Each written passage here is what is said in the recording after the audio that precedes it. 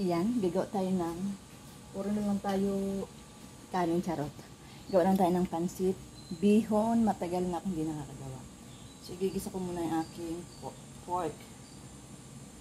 Pork muna anahin ko. Nagpainit na ako ng ano ngayon. Nilagyan natin ng, nilagyan ko na ng mantika. Ayan, mainit na nga. Igisa na natin ang pork. Dami oh. Kailangan medyo maluto muna ito. Bago ko ilagay ang aking sibuyas, bawang, sama natin.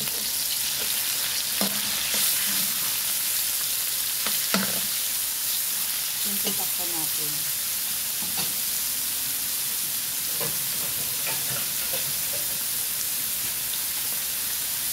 Takpan natin. Then habang ginigisa natin, lagyan natin ng paminta.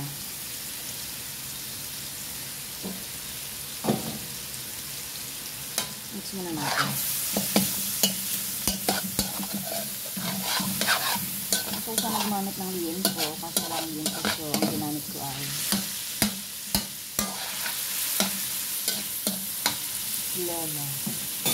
laman. Pero pwede rin kayo gumamit ng sardinas pag walang budget.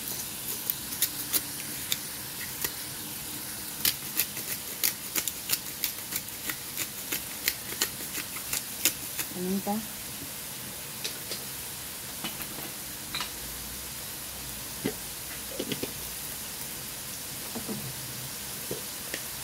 Yun pa yung ating chicken powder.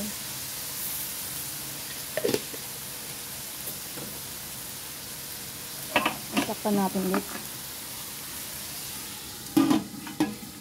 para magisang ayos. Sira ang aking hawakan.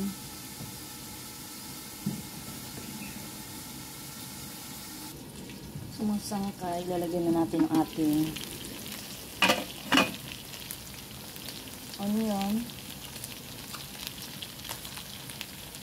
Sama na natin sa pagisa.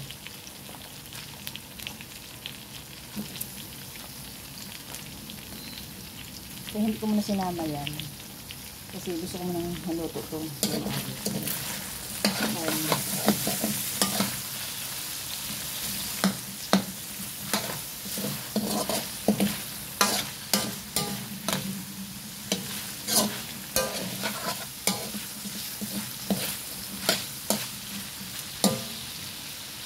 na rin natin yung garlic.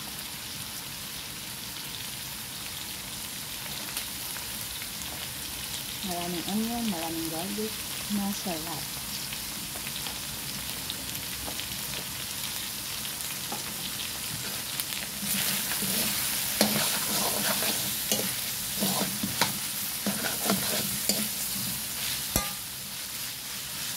Igisa lang natin saglit. Mga ilang minuto. Yung babango yung ating mga garlic and onion. Cover natin muna. See you later. Charot. Take natin.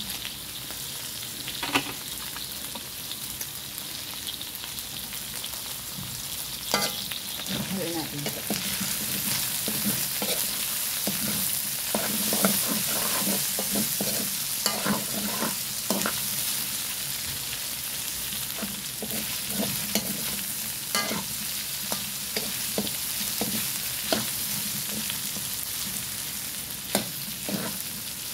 Hiwalay ko itong manok kasi kasama ko ito mamaya sa pagluto doon sa mamaya ko nang hiwalay.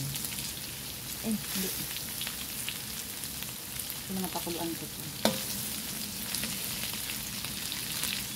Yan, hiwalay. Nalagyan ko na kasi ng soy sauce. Nalagyan ko na ng carrot. Nalagyan ko ng carrot. Lutuin lang natin saglit. Pero ang carrot naman ay bibigyan ng hilaw.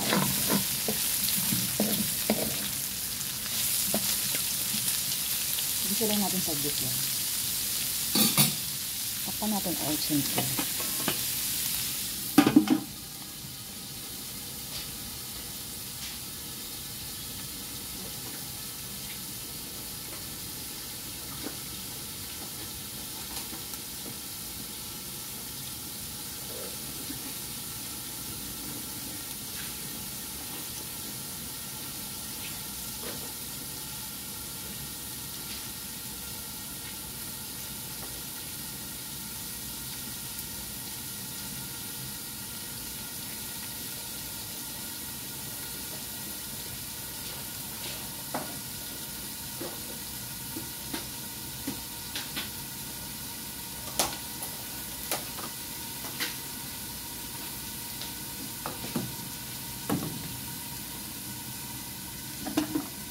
Halo na natin yung ating cabbage.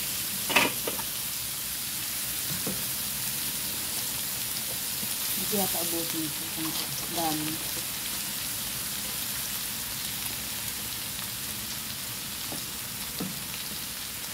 Huwag natin abutin. Meron ako nilutong gulay kahapon na cabbage, carrot. Hindi na ubos. Isasama ko dyan. Para hindi masayang.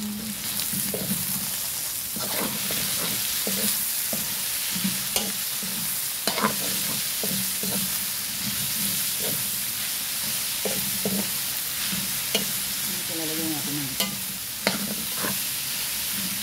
Nilagay ko lang dito ay more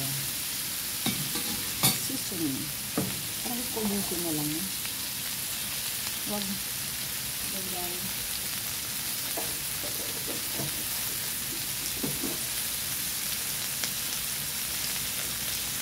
Lagyan natin na yung paminta ulit. Pamintang yun yung ilalagay ko.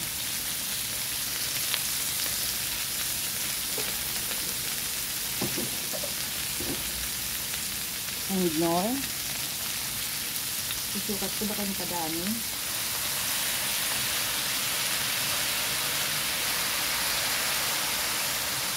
Ayan. Tapos yung aking pampa-enhance ng lasa. Pampa-enhance ko ng lasa. Takpan lang natin saglit. Tapos tikman natin. Ayan. After a year, nang tinakpan, sarap lang. Tik natin. Hindi ko kailangan ma-overcook. Wala. Isama ko ng gulay na tira kahapon.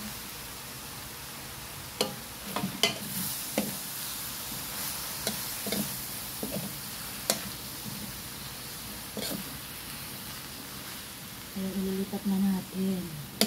Ang ganito na ito. Kasi isasama ko ito sa pakulo ng tubig. Ayan.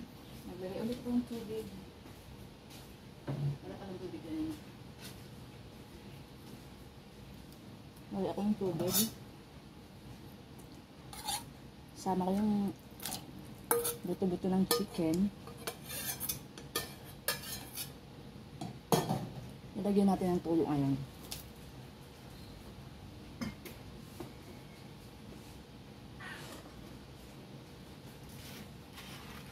Siyempre, kunti lang, makaumalat. Tama na yan.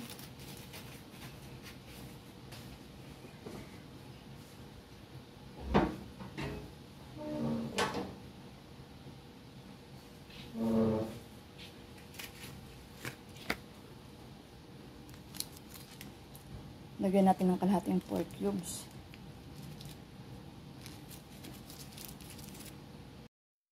Lagyan natin ng paminta. Takpan natin. Kuluin.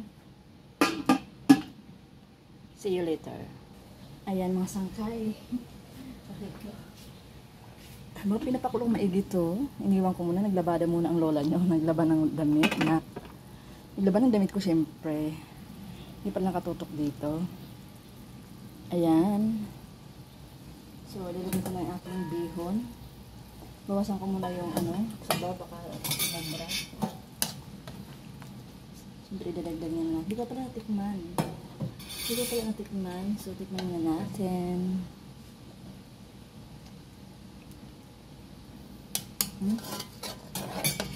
Actually, kulang sa lasa.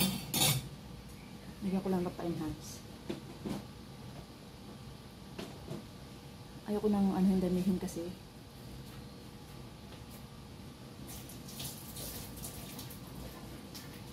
May lasa na yung aking gulay. Baka ma-over naman. Ayun mga sangkay, binawasan ko muna. Pag kulang sa akin na ibabalik. Para hindi lang ma-over sabaw. Ayan. Binabad ko na rin kasi ito sa tubig. Para mas mabilis siya maluto. Siyempre, nagdagan natin apoy. Mix na natin.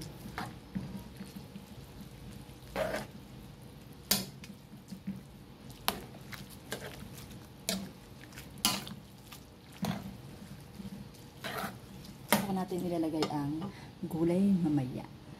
Mimix ko na rin dyan. Mga sangkay, binuhos ko na yung sauce na binawas ko kasi kulang. Dry siya. So, i-mix ko na yung gulay. Lahat.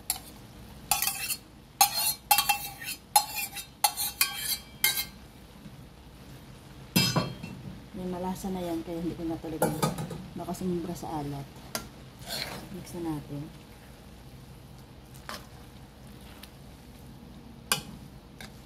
Malasa na itong gulay.